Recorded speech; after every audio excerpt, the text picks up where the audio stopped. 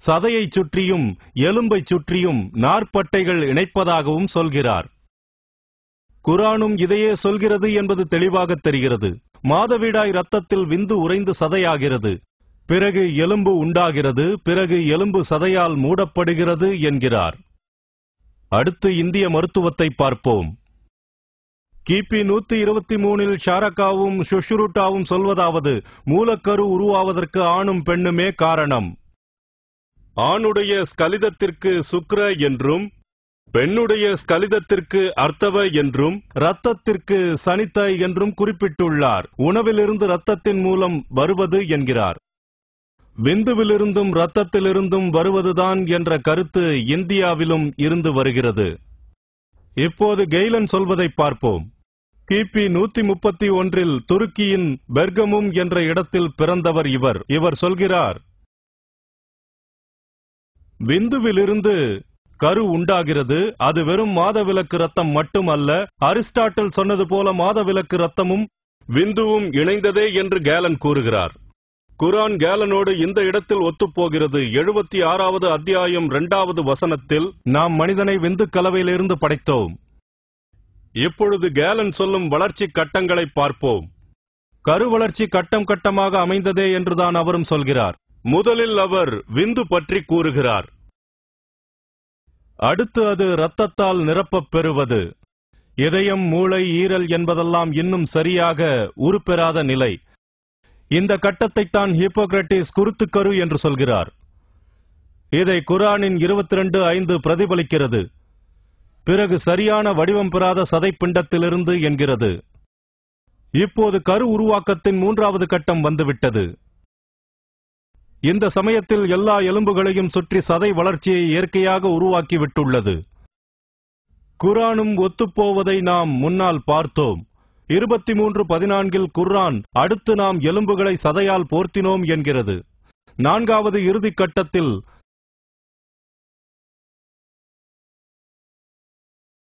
மன்னிக்கவும் 4வது இறுதி கட்டத்தில் எல்லா உறுப்புகளும் தனித்தனியாக வேறுபட ஆரம்பிக்கின்றன.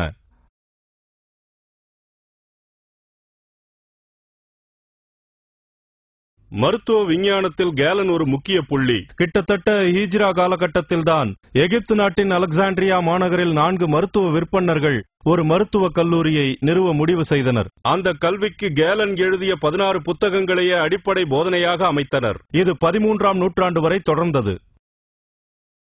இப்போது எழுகின்ற கேள்வி என்னவென்றால், முகம்மதின் காலத்து அரேபியாவில் அரசியல், பொருளாதார, மருத்துவ விஷயங்கள் எப்படி இருந்தன? ஹத்ரமௌதிலிருந்து ஏமன் வரை வணிகக் குழுக்கள் வாசனை திரவியங்களை ஏற்றிக்கொண்டு வடக்கே மக்கா, மதினா வழியாக ஐரோப்பாவை அடைந்தது.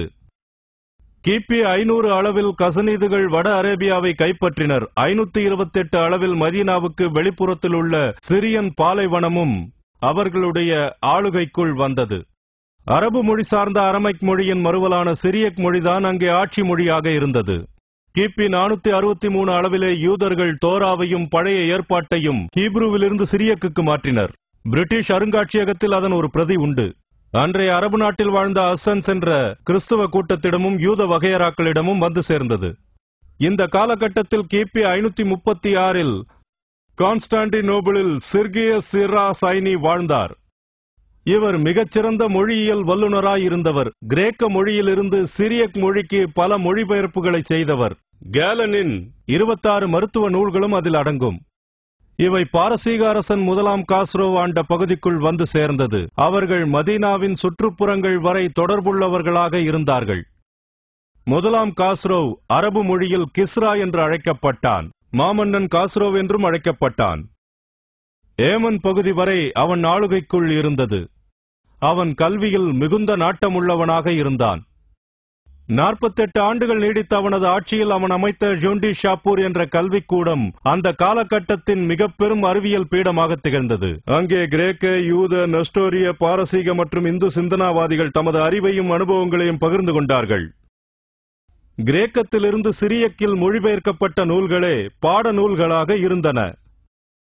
இந்த வழிமுறையில் அரிஸ்டாட்டில், ஹிப்போக்ரட்டிஸ் மற்றும் கேலன் ஆகியோரின் படைப்புகள் ஜோண்டி ஷாப்பூர் கல்விக்கூடத்தில் புழக்கத்தில் இருந்தன.